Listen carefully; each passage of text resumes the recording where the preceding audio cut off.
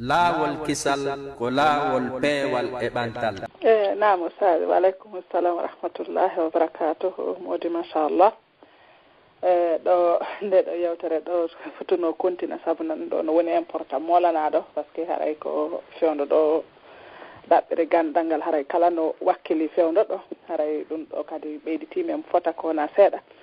haray men torike subhanahu wa ta'ala on yo Allah lanɗo on yoɓu on ko ɓuuri e moƴƴude yo Allah waɗan on ɗum ɗo ko mandake mo ñande woni jawde e ɓiɗɗo nafata haray men weltike Allah men weltike fota kona seeɗa. Naam, assalamu aleykum wa rahmatullahi wa barakatuhu. Musidɓe julɓe tedduɓe haray nandirɗen noon haray Ustad Ahmadou Birsel en haray bayana on ko ɗo ɓe woni en darnande joni haray kala faalaɗo landal himo wawi wadde sa 61 ko ɗon étoile 61 inchallahu ɓe jabano e mbere wo ko Allah lanɗo newinani ɓe haray milan udditande adiɓe wadde ɗum inchallah. Naam, assalamu aleykum ɓe natirɓe email Mouhtar Ba. Assalamu aleykum. Wa aleykum assalam wa rahmatullahi taala wa barakatuh. Naam, ustade no jenti on ɗo. Joni min question on haray wona par rapport e ko ɓe yewti ɗo kon haray ko goɗɗungo mi anda sila wawi landagol. Naam, ɗo wawi landagol inchallah tawi ko anduɓe wowla e fina ɗon kadi mi feƴƴinama e karamukoɓe goo inchallah. Awa joni min question on ɗo ko par rapport e o ko ɓe winnata annuye par ce que hino inna ko innamal amalu binniya donc Allah haray ko annuye on yoɓata donc kala ko waɗira harana fi sabilillahi wa li rasuli haray yoɓetake. Joni noon goɗɗo wolana on ɗo waɗugol hunde moƴƴere hara on donc min no mi famir noon anniyagol hara ko joɗagol mijito ka ɓernde inna mi anni ke waɗigol ɗum ɗo fi sabilillahi wa li rasuli. Joni noon goɗɗo wolana on ɗo goɗɗum ko moƴƴi d'un seul coup waɗon hara sans même réfléchir au fait. Donc mi falno andugol ɗum ɗon si kontete ko annuye ou bien si tawi feƴƴitoyi oti no wawi anniyagol ko fi Allah waɗinno par ce que ɗo goɗɗo wolani on tu waɗon d'un seul coup wara mijitaki fus waɗon kisan haray ko noon question on. Jayi jazakumullahu khairan. En fait on andi anniye on nde wonno Allah subhanahu wa ta'ala ko moƴƴo yurmeteɗo ko anniye kadi himo andi kanko Allah himo metti laɓɓingol himo waɗani en toon ko wiyete newende facilité. Ibnu Adam si tawi hunde fof tawi tun hiɗa tabiti e diina kan a waɗi goɗɗum madama a raali ko anniye ma toon ɗum ɗo ko goɗɗum ngo ko wona Allah mi waɗiri imma ko mantore ɗaɓɓuɗa ma ɗum ko jaahu ma ko sifa ɗintuji ɗum a raali toon automatiquement Allah o jaɓante anniye on o waɗa fi makko ko boni ko tawi tun e anniye on a naɓiri anniye on e fee yimɓe ɓen surtout masalan simple goɗɗo ɓen fuɗɗo julɗo ɗo tintas ko kanko tun haray mo haydi kif o janngata o labina kono nde ñande noon yimɓe buuna ɓaawa makko maɗo yimɓe wona hoɓɓe no ari ko salon so ƴetti ɗon fati on o janngira o suday a faami ɗum ɗon no ari hadis ko ɗiyete yiingo haray ɗum ɗon Allah subahana taala o faalata ete faali ko wona noon foti noon kaka okkugol ma façon ji wiimi golle bewe ɗen fop wono konko explique on ɗon so goɗɗo ari ɗo tu wallima fi moƴƴere a waɗinde direct kono har naafi waɗugol mo plaisir kanko neɗɗo wolanɗoma on a tawi no haani wadde a waɗi ɗum ɗon la sakka Allah jaɓante ɗum ɗon o waɗani anni e moƴƴo ko boni kon ko tawi a yi ene o arɗo ɗo o ɗaɓɓirinni ko jaatigi amma ɗuma si moɗali o seytinol wiyo waɗin fi makko tawa anni e ma o moƴƴa ɗon haray anni on e jaɓetaki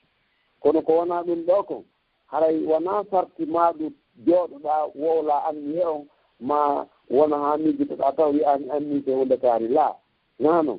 ko anniye on ko gonga daiman ɗo dowa heɓde anniye moƴƴo intention miɗa wadde hundekaari fi Allah kono hina kadi on tigi naɓu do ha taw o wowla e anniye on tigi on tawa o sikka ko beeso o wowli si ƴette la laysa kadalika wona noon haray wonire manda son faami no ɓaɗodiri kono metti famgol en seeɗa nam ay jeyi ɗon laaɓi fof jasakumullahu haira shukran Naam, awa mi uditande hikkiɓɓen ɗon. Naam, ɓe naatuɓe ɗo numéro alman ko 65 83 lannitore. Assalamu aleykum. Salamu aleykum. Wa aleykum salam wa rahmatullahi. Usayi no jenti on ɗo. Oustaz on fo yaali. alhamdulillah ina wala hiɗo jam alhamdulillah. Ustaz en ko bandirawo men go indi mi landano mo do wo mo jangi qur'ana o haraka ga hala porto si tawi bara on kino mari ton baraje simara jayyid be nandi mo jangi alqur'ana ka hala porto est ce aray mo mari ton baraji ka o mara nam si tawi on tigi ko fi gollitirgol maana hunde men o jangiran ɗum ka haala porto tawa kadi o wawata ka arab nam sikke o ala harayhim mari baraji bidalil innama al amalu binniyat golle ɗen ko anni on jokki si tawi joni masala kono masala ariɗo mo duwaɗo ɗaɓɓitede qur'an tawa tigi tigi on si a ɗaɓɓitiri ka haala porto a faamay hene wono ka tafsir tawa hino ngantini amara toon on ceernojo gowoɗo mo wallude on sanga ella ala kono amma o wiyete kon janngugol nde nonde janngirte noon ɗum ɗon ko ka arab janngete ko ɗon kadi woni ko haana dalil on ko honɗum e sorto yusuf jomirawo daali inna anzalnahu qur'anan arabiyan la'allakum taqilun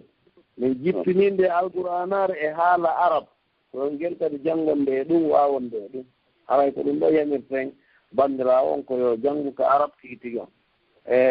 ɗaatugol lo a haawi français janngatande haray ɗum ɗon yaada e nder komi faami ko wallahu alam barakallahu fikum nam ɓe numéro mum sakkitori ko 14 93 assalamu aleykum waaleykum salam wa rahmatullahi ala yenti on ɗo anam assalamu aleykum ustad en waaleykum salam wa rahmatullahi taala wa barakatu on jarama de Allah on okkon baraji ɗi e famina men ko makulon ɗo ko artita men gollitirgol haray men torike on kadi yallagol ko wanno kon yalla maɗa yo lokko kadi baraji mum fof inchallah jazakumllahu khairan e haray landal angal mi waɗa gotal ɓayre ɓeno ɗuuɗi ko nene gotojo goo landilan ka privé amen kamen janggata ka télégramme ga wo haray wano pay koye wonu koye ga koye ɓay haray toɓɓantake ko honno ɗum ɗon gerdete maasi toɓɓante ko honno toɓɓirante ma ko duuɓi jelu toɓɓirte e ɓay noon tawi mi hatta andude ɗum ɗon minni joni yomi lando yeeso to mi feƴƴinanamo landal ngal e mi feƴƴinayamo jababuye on ɓay haray wano ka leyɗe ga mi anda toɓɓugol ngol mi nani karama ko men jaabol aduna ɓe maki wondema toɓɓugol ngol haray hina farilla noon toɓɓugol ko waɗante ko fii weltingol paytinko yo mandito ñande o fuɗɗi jande o anndi jooni toɓɓugol waɗano cobbal ɓaawo ɗo hari bombon ɗuɗano cobbal ngal waɗama paytinko kadi ko yeɗete ko mbewtame ko hoore alluwal wonay ko manditi o fode kadi wonde so heeti yaasin o saahoto so heeti tabara o saahoto non donc ɗum ɗon ko fii suutingol paytin kun janngugol ɓaawo ɗo hari ko on ɗo woni façon no ɓe weltinirta paytin kun amma fewde hannde ko attestation ma diplôme e cadeau fof ko gootum haray on toɓɓugol ɗon ɗum holliraali so on tigi toɓɓanaaka o faɗa e ganndal ma so toɓɓanaama o ɓeydoto ganndal haray so on waɗi ko sehɓe maaki ko wona jimi ɓe maaki ella alaa e mum si waɗaama si accaama kadi ella alaa e mum par ce que bindol araali e mum ko woni tun kala ko tawata si waɗaama tawtin kum jannga tawa Allah yeddaaka e mum haray hino dagii waɗugol ɗon haray ko berɗum ɗon ɗo haray si ɓe faala ɓe waawi waɗugol si ɓe waɗaali kadi ella fof so alaa e muɗum haray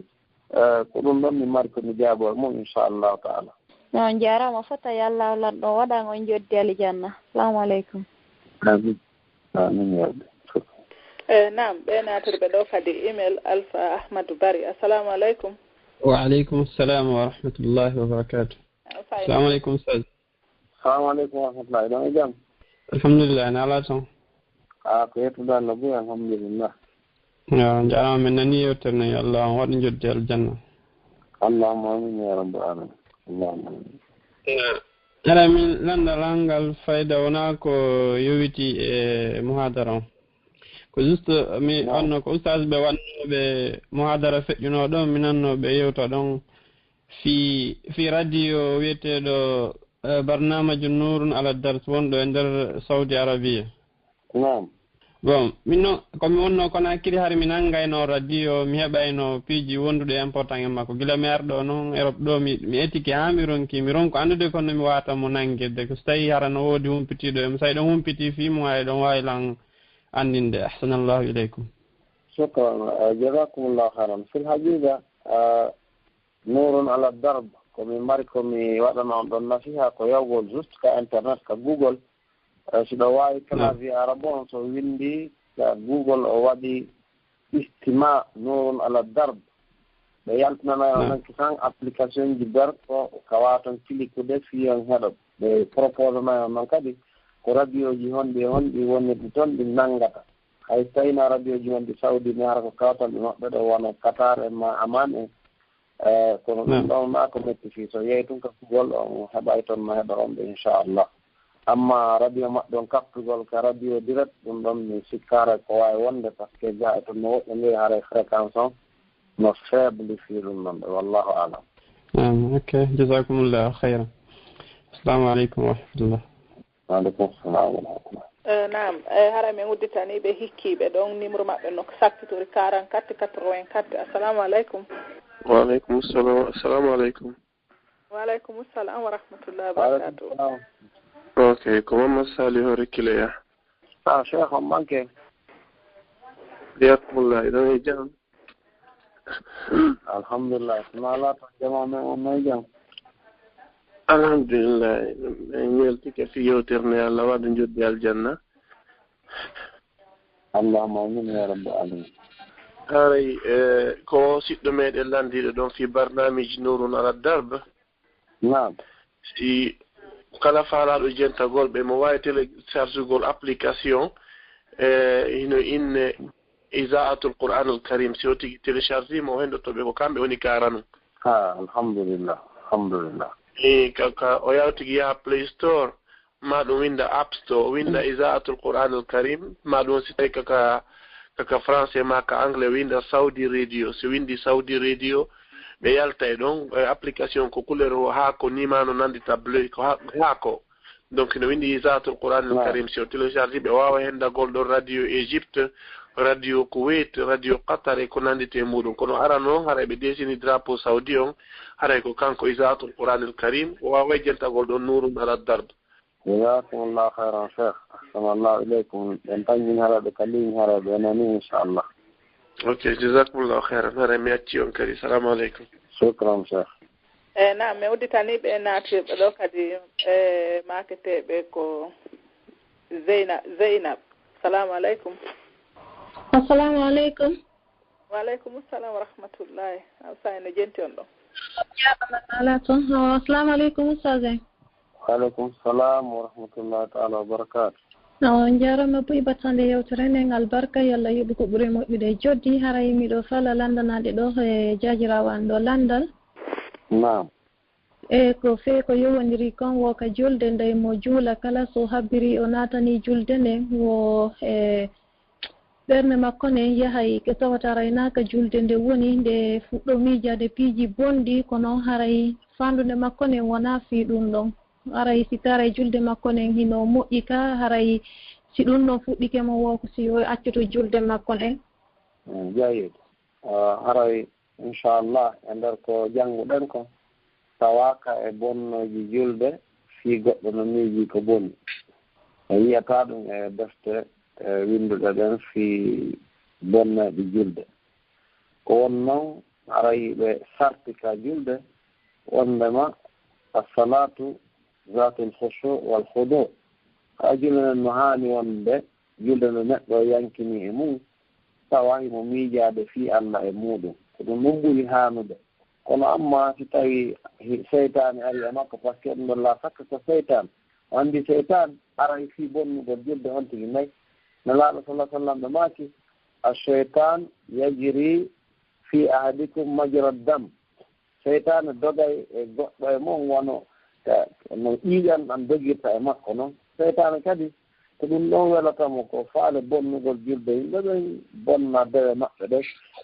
joni noon tawi Allah ɗo no waɗani ɓen ɗon sifa on alhaal ɗon haray ko wiyeten ɓe toujours ko yoɓe dartu alhaali maɓɓe on awwalan suudu ndin ka ɓe wonɗon tawi ka suudu ɓe woni miɗo yamiraɓe ɓe janngu suratul baqara ngol fof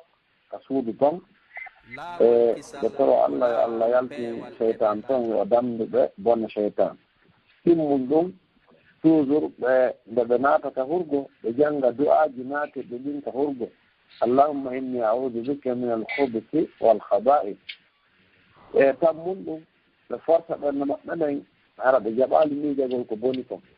toujours kadi ɓe heddina wiigol audu billahi min alcheitani rajim audu billahi min alcheitani rajim inchallah o hawnaaki si ɓe waɗi sifo ɗum ɗon daimon ɓe wattano ilaare ɓe falligi allah pottina on cheitan ɗon takko moɓɓe haray kono ɓe taƴata julde nden fii ɗum haray julde nden kadi bonaali si tawi ɓe fal jaali e mayre ko bonnata julde wallahu alam on jarama buyal barkalla waɗa jotti aljanna amin ya rabbal alamin nam ɓe naatirɓe ɗo numéro no sakkitori ko 0983 assalamu aleykum ako min nam assalamu aleykum waaleykum salam wa rahmatullah sayno jenti on ɗo assalamu aleykum ustade waaleykum salam wa rahmatullahi taala wa barakatu o wacci hakkede min landalal ngal ko woni landalal ngal naa ko yoɓitik fii ko waɗɗon ɗo yewɗon ɗo koko langiya ɗo piiji hino waɗe joni wano ka facebook ji ni ɗen ɓayɓe innayi ko allah tugandi ko wirni ko noon ko mbiɗa yiya ɗum noon haa no maafinimi seeɗa wanno ko ɓe ƴettata piiji ɓe waɗa ni joni ɓe holla ɓe enna yimɓe no wona e lettirede ka gabru mum ma ɗum ɓe waɗa siga ɗin piiji ɓe enna malikaɓe bomɓe ɓe waɗa ɗum joni ɗin piiji ka facebook haa feƴƴiti joni noon min ko ɗum ɗon noon woni landalal ngal so tawi ɗum ɗon koko waray koko duwa e so tawi woni ko honɗum woni fii ɗum ɗon kadi jeyi min kadi min wi sifa ɗum boyi ɓe waɗa hara ko montage ji waɗoɓe ɗum men ko ɓe fandoto ko fii holɗingol yimɓe ɓen mana yimɓe ɓe reeno kono noon amma dagagol mum ma harmugol haray miɗo toriti karamokoɓe gono nder ga yoɓe naatuɓe jaabano en sino woodi annduɓe si ala haray habboɗen haa docteur wuri en si ari e jumare mais inchallah ɓe jaabano en haray min en mi ƴellitaaki dagagol ɗum ɗon ma harmugol min kadi miɗo yiwde hino jiɗin mino jiɗiri on noon wallahu alam aw jarama mbuyi allah waɗa joddi aljanna allahuma amin assalamu aleykum haray toujours karamokoɓe goono ga haray en tori yoɓe naato annduɓe fiimu inchallah ɓe faljita fii ɗum noon jasakumullahu heir ok ɗo woɓɓe waɗude ɗo ɗum hara mi udditanin ɓe ɗo inneteɓe aicha assalamu aleykum waaleykum salam wa rahmatullahi wa barakatuh usay no jenti on ok assalamu aleykum ustad waaleykum salam wa rahmatullahi taala wa barakatuh ko fii ramadan runaro woni firani feƴƴune nen min haɗa miɗo jogii 12 mi annda ko 12 walla 14 days rowani o mi horani kadi haɗa ko mi reeɗo mi ƴetta e lekki nam joni noon fof ko about 44 45 days nam joni noon mi fuɗɗi ka yoɓude mi anndata noon siko yomi yoɓu ɗum fof 45 days ka kono mi waɗata haray ko adi kon taw e ko yoɓata honno ko etata suumaye ko nawnuɗo nawnaare nde tañƴinaaka ndikkay hara nawnaare nde nde ɗo o woni nde sellata o waata hoodude e mayre ko on etata amma tawɗo on no tañƴina ndikkay on ɗon koyo o hooroynde o ndikki o yomra subahana taala wi sotul bagara oman kana minkum maridan aw ala safarin fa iddatu min ayamin okhar kala nawnɗo ma wonɗo e voyage yo yoɓoye ndeng o lima e ñalɗi goo jooni noon e normalement si woni ɓe ñawlike suumaye no haanuno yoɓe waɗu kala ko ɓe waawi fii yoɓe yoɓu ɗon e suumaye oya arde si ɓe habbike noon ɓe yoɓaali haa oya suumaye ari ardaniiɓe kadi jooni e ñawlagol kadi ma e wonugol sowiiɗo en tout cas ardaniiɓe e goɗɗum ngoo woni duubul haray ko ni ɓe watta ɓe ɓe sakkitii ñawlaade ɗen ɓe yoɓaa ɗen ɗon simple ɓe ɓe addinoo ñawlaade ɗen ɓe habbii haa suumaye go tawti ɓe yoɓay ɓe ɓe etana ɓe kadi haray ko ɗo woni jaabongol inchallah haray noon ko jarama o faami fi etugol ngol nana mi famani fi etugol ngol voilà etugol ngol so tawi joni masalan ko balɗe 14 naade ɓe sakkiti ñalaɗo ɗe nde ko leeɓude ɓeya to tawi joni masalan ko 14 jours haray si tawi ko wono wonɓe wono Europe ɗo par ce que ko ɓe inni ko ñammingol kala miskinu nisfu sa'in wa muddu burrin ko yonatamo ñiiri e maafe ñallal ngal haray noon hiɗen estima ɗo wono menen komin wowi estimugol comme Bruxelles ɗo min inne wono mbu 10 € yonayi ko goɗɗo e ɓasandi soal e boisson mum harano moƴƴi donc haray ɓe anniyeto ɓe itta 140 € siko ɗo ɓe woni si tawi ko wono Amérique ɓe woni ɓe waɗa $200 si tawi ko wono London toon ɓe woni ɓe waɗa 120 pounds ɓe anni ma 100 pounds ça dépend en tout cas ko heɓata 140 € ɓe anni o ɗin noon ɓe hewtana miskino ɓe etomo kadi ɓe etu fii ko ɓe hoorayno ko e en même temps ɓe hoora kadi ɓe watta ɗon inchallah ok inchallah jarama mi fammi ok inchallah jarama Allah yoɓu assalamu aleykum aleykum salam min udditani ɓe hikkiɓe ɗon ko Mouhamadou Sayfou Diallo assalamu aleykum tawi ɓe nande men assalamu aleykum natirɓe email Mouhamadou Sayfou Diallo ok ɓe maketeɓe Moukhtar Ba assalamu aleykum assalamu aleykum wa rahmatullahi taala wa barakatuh donc fayda min ɗo wona landal har mi landike nane donc min ko Canada ɗo mi jooɗi donc juste weltanagol onon ɓe créiɓe o radio par ce que no min nirno menen ko Canada ɗo min jooɗi donc mi yino ɗo e YouTube e o lawol kisal donc min contacti wano ɓen représentant ɓe moginteɓe monsieur Mohamed Ali donc ɓen kadi wonani min saabu ha min woni kore min yiiɗi ɓe wonani min saabu ha min wawi correspondugol e suudu malal donc saabu ɗum min créji groupe ji ga janngugol donc hiɓe jannugue men à partir de télégramme on o fait donc ɓay harana jottingol haala ɗo haray ko juste ko weltanagol on toro Allah on hara yo okku yo Allah okku on baraji ɗin fi ko darani ɗo dina kam joni aray ko ɗum noon onon kadi on jarama tan barka Allah yoɓon ko ɓuuri moƴƴude amin ya rabbal alamin amin ya rabbi awalan udditande naam assalamu aleykum ko Alhaji Ousmane Bruxelles assalamu aleykum waaleykum salam wa rahmatullahi wa barakatuh hajjay na laatoni ɗon e jam alhamdulillah ɗon e jam alhamdulillah ɓe ngorenden ɓe fof ɓe jam ton hiɓe jam alhamdulillah alhamdulillah naam tawi min renti tan on juuti niɓɓi haray min ko pudernir man mi wawi natude hari marno tumodiral ɓe yawno tan ko hewtugol ngol ni mi wawali heɗade boy kono ɓer komi tawa ko inchallah ray ko weltanagol on weltanno ustage yewtere ko ɓe waɗi ɗo kon ɗum ɗo haray ko ɓenata kon si tawi ko tindini haray koko neɗɗo fof no duwa ɗaɓɓude gandal haray en jogi Allah subahana wa taala yo Allah wawde ɗaɓɓugol gandal teddinen karama koɓe meɗen ɓe wawi gollitirde ko janngoɗen ko ɓe haray ko ɗum ɗo woni ko nafata en kon kadi haray mi weltanike kañum kadi wonɓe heɗade o radio ɗo fof haray programme ji ɗi noon yarde noon himɓe weltano sukaɓe meɗen wonɓe kadi ga Bruxelles gaɓen kañum kadi haray meɗen weltaniɓe hiɓe teddini ka mourade moƴƴuɗo jama o haray meɗen toɗo Allah subahana wa taala Allah nawran en yeeso haray ko ɗum ɗon tuma yiɗno noddugol haray ɓangina yeeto ko haray meɗen weltani on onon kadi jogitaniɓe en ton ɓoggol ngol haray Allah nawran en yeeso haray newnana en kañum kadi ko heddi ko inchallah famina en gandal ngal wawna en gollitugol ɓay andi nafoore yewtere ko ɓe yewti ɗo ko wondema gandal ngal hina janngugol ngol so tawi en janngi en gollitirali en teddinali karamakoɓe meɗen ɓe du'anagol karamakojo si landomo haray ɗum ko jeeya ɗum e moƴƴereji ko karamakoɓe en yewti en fi muɗum hefijo goto no jannaka Madina tol Munawwara ɓennanomo Cheikh Atiya Sali mo feƴƴinino Allah hinnomo yaafo ko cheikh o kamɓe waɗi o tafsir Adwaul Bayan karamako maɓɓe e fuɗɗino deftere nden ɓe feƴƴini tawi ɓe gaynitaki Cheikh Atiya gaynitinde Cheikh Atiya Salim ko d'origine égyptien jo kono tuma kala o fuɗɗino janngude o du'an to ceerno makko on taw fayda ko yatawno 5 minutes kadi kala ko o wooli so o wi qala cheikhi o inna rahimahullah o duwanomo ha so feƴƴa donc o wi kañum kadi harayno e jeeya e haqqe kala winduɗo deftere woni o wakkili ka o windi deftere nde tawi karama ko ɓe fotti e mayre ko wonade e jangede haray himo yamira ya duwano muallif o taw haray ko hiɗen wiya qalal muallifu rahimahullah so tawi o feƴƴinino qalal muallifu hafisahullah so tawi mo wuuri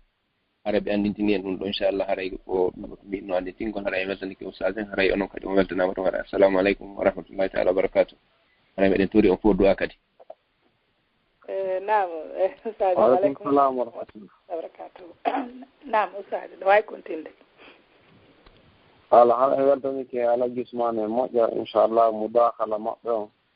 haray ɓen toro allah subahana taala yo allah yoɓɓen fof ko ɓuri moƴƴude e jeddi haray mi andintina fil haqiqa kamɓe kat ɗon ko jannguɓe madinatu munawwara eɗen anndi ɓe waɗa ɗum hen bayanaji ka laawol kifalɗo kono fil haqiqa haray ɓe jeeya wallahi e karamokoɓe meetiɓe nehiɓen donc haray inchallah ko ɓuri felɗoɓe woni minen meɗen naftoraɓe ɗo kamɓe kadi moƴƴa noon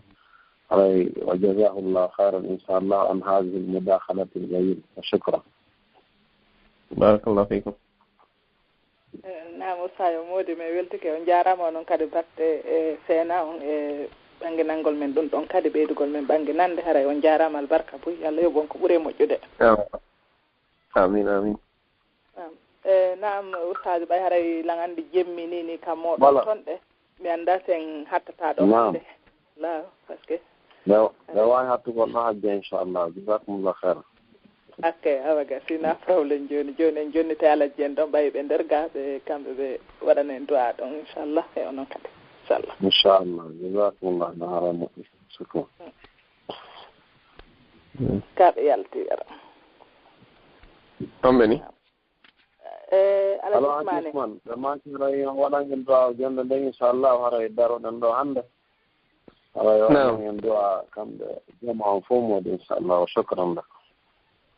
barakallahu fikum aray ko addi kon en yetti jomiraɗo so taala duwani ko nela sa sallam en salmini battu julɓe ɓen fof aray ko anndingol jama on kañum kadi aray ɓe musidɓe min waɗan ɓe ndeyete ɗo sos ahmadou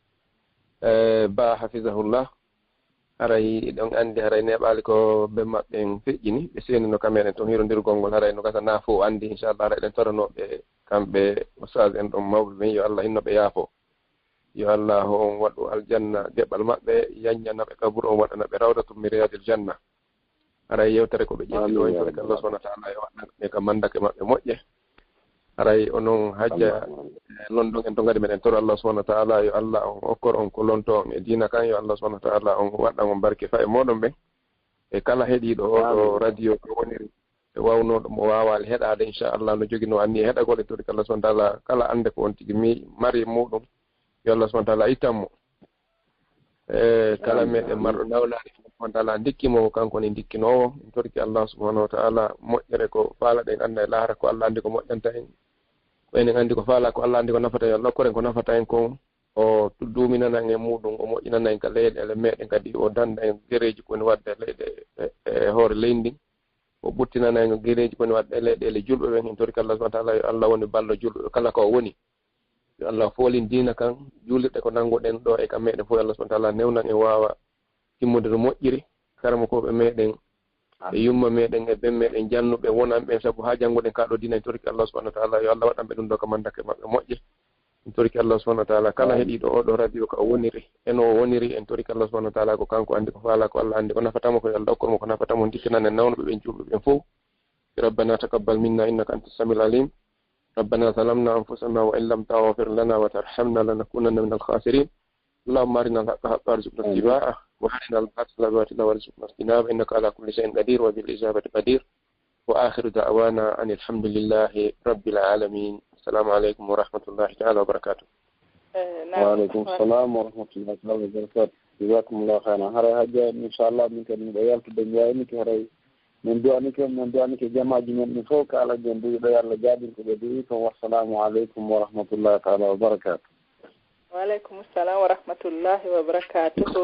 أستاذ مودي on weltanama e alaji usmane onon kadi on weltana on fof moɗon yo allah lan ɗon waɗan ɗum ɗo kamandake mon ñande woni jawde ɓiɗɗo nafata